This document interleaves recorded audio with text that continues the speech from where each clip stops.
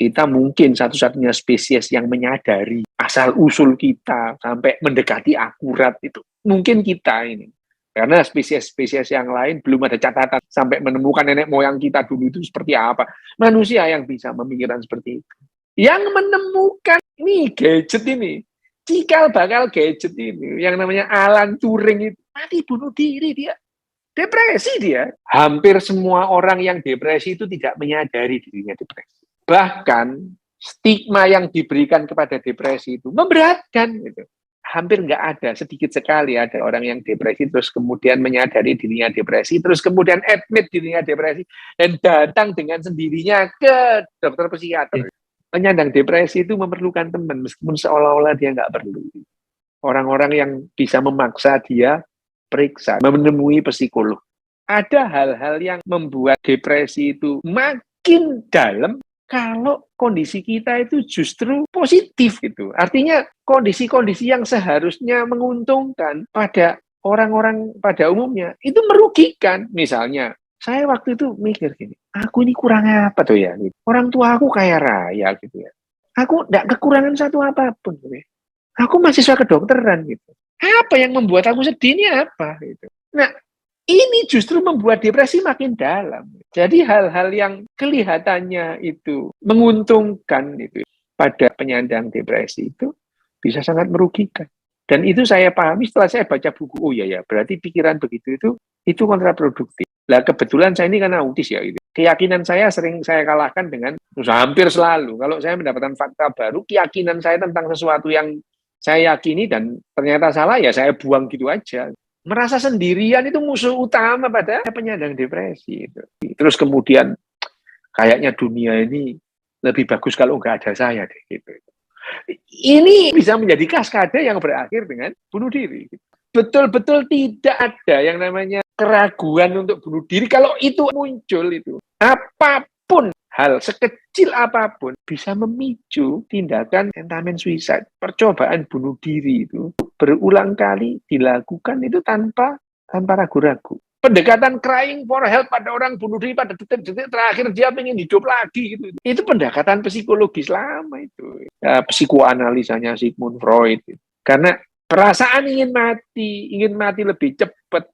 Apa sih yang saya cari gitu ya. Itu adalah bertentangan dengan tujuan dari otak itu kita ada. Gitu.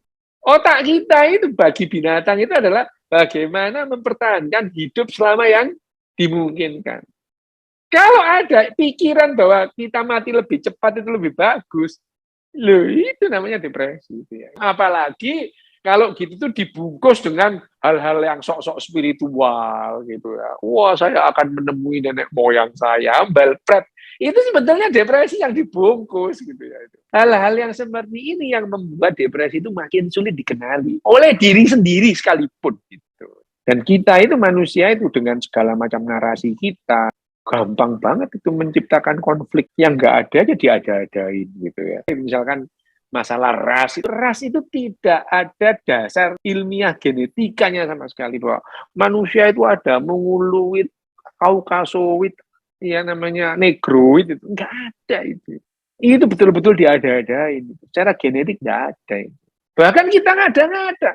Kamu Jawa, aku Sunda gitu ya. Apa perempuan Sunda tidak boleh dikawini oleh laki-laki Jawa. Loh itu ngada-ada.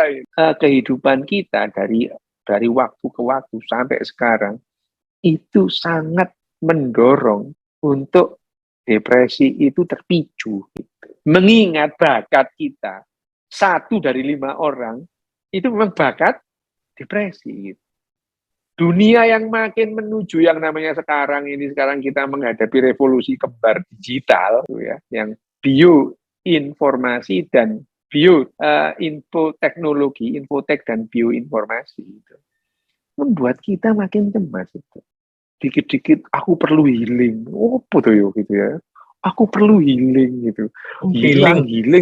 Lah iya, lo kenapa hilang?